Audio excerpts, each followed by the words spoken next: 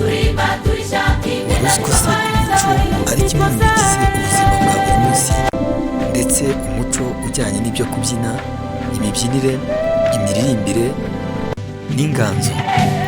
Hari ibikoresho byinshi cyane bikoreshwa, ndetse umuco mwinshi ukunda kwibanda ku kubyina, babyina imidiho, bashayaya, bamanika amaboko, cyane cyane mu bihugu byinshi bya Afurika. Umuco rero ni ikintu cy'ibanze kandi cy'ingenzi kigenderwaho mu buryo butandukanye.